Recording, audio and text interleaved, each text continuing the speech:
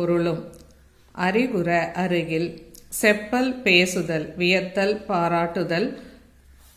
முகமன் உபசார வார்த்தை பரிந்து இனிமையுடன். நன்மொழி நல்ல சொற்கள். திறனறிவும் பலவுள் தெரிக.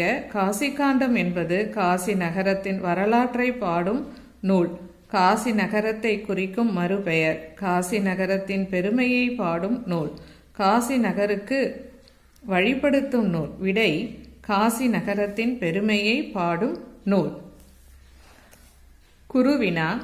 விருந்தினரை மகிழ்வித்து கூறும் முகமன் சொற்களை எழுதுக. வாருங்கள், உங்கள் வருகையை எங்களுக்கு உவகை. வந்து அமருங்கள், தண்ணீர் அருந்துங்கள்.